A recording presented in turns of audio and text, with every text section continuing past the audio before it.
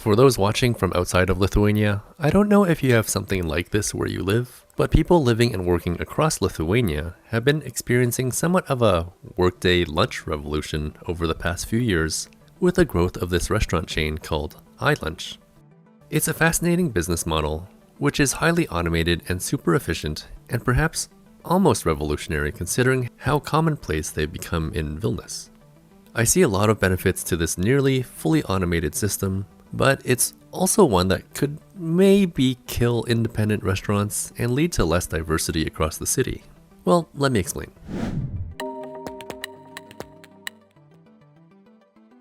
So yes, this video talks about a Lithuanian company known as iLunch. No, this is not a sponsored piece, and I think that's a good thing since I'll get to include my own critiques about how they do things.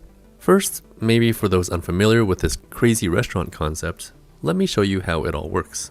So you walk in, go to a nearby iPad-style kiosk, of which there are many, and then you select your language of choice, and then browse through the menu and choose what you want for lunch. Then you pay for it by card, and wait for it to come off the conveyor belt. You get a number, and so you just watch for that number on the screen. Once you're done, take your stuff to the dish and tray drop-off area, and if you feel like it, rate your experience. Now, maybe calling it a lunch revolution is slightly extreme. After all, a lot of fast food restaurants have self-serve touchscreen machines to place your orders and pay for them. But what makes iLunch different is that the food might even be ready faster than fast food restaurants.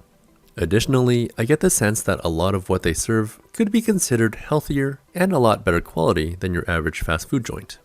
And the fact that you don't interact with a single human being the whole time is the other interesting part. Well, I'm sure if you have an issue, you can talk to a worker. But if all goes well, this isn't necessary. So according to my research, the whole thing apparently began in 2016 and is the brainchild of this guy, Aurelijus Jasevičius.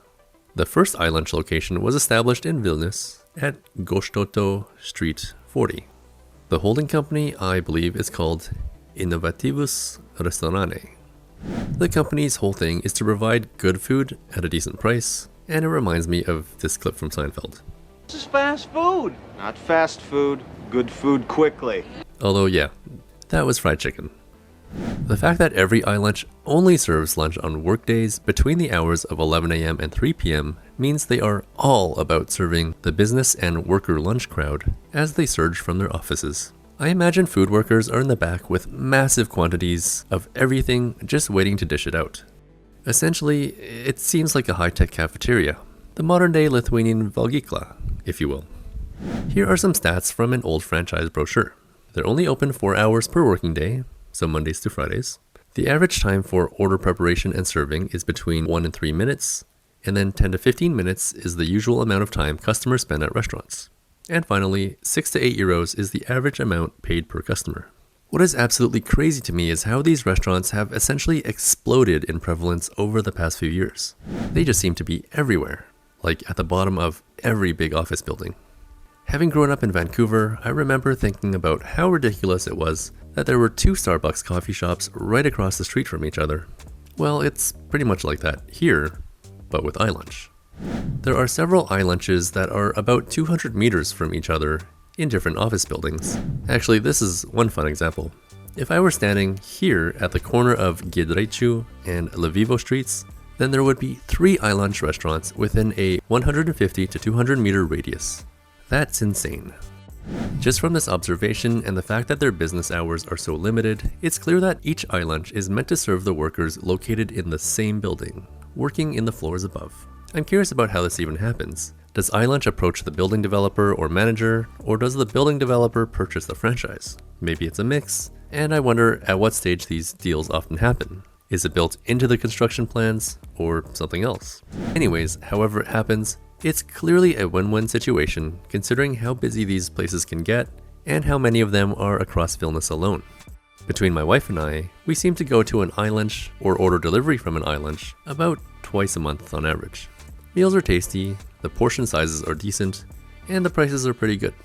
I guess my main critique of iLunches is that their increasing prevalence might suppress other restaurants in the area. After all, if people are eating at iLunch, they aren't eating somewhere else. And so my worry is that this could either harm nearby independent restaurants or suppress new restaurants from setting up shop in the area.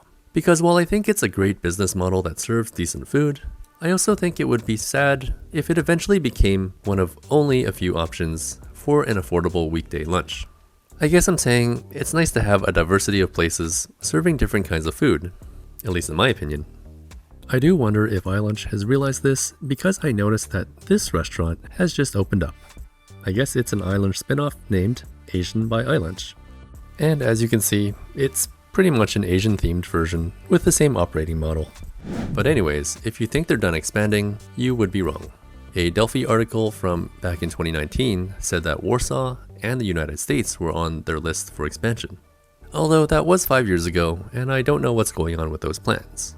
I do know that they had opened a restaurant in Moscow and had plans to have up to 50 in the city.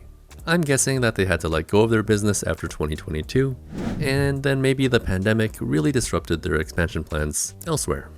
At the moment, there are about 25 iLunch restaurants in Vilnius alone, with another 3 in Kaunas, 1 in Cholet, and 1 in Palanga. Okay, so again, this is not a sponsored video, and I don't want it to even sound like one. But I think there are a lot of good things about this business model and how it approaches food service. Orders must be pretty accurate given the simplified menu and the method used for ordering.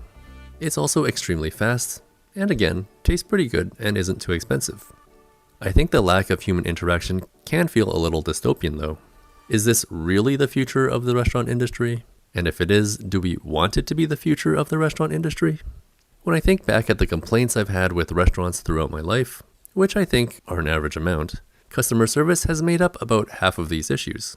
And waiting time, either for menus or food, or getting the bill for payment, make up the bulk of these customer service complaints. So an iLunch way of doing things would solve a lot of this. I guess we all have to ask ourselves, how important is the human element to the restaurant/public dining experience, whether it's fast food or other types of restaurants? After all, so many other parts of our lives have done away with human interaction. In Lithuania specifically, you'll find these self-service convenience stores and self-service gas stations. So, could almost all restaurants be like this in like 20 or 30 years? One does have to wonder. Anyways, I would love to know what you think of all of this. Do you like the iLunch way of doing things? And will this be more common in the future? Or is there something irreplaceable about human servers and the table service method? Let me know what you think by leaving a comment. So if you found this video interesting and want to support my work in making more videos about Lithuania, please consider becoming a Patreon patron. Members get early access to videos along with other perks. There's a link to my Patreon page down in the video description. Thanks again for watching.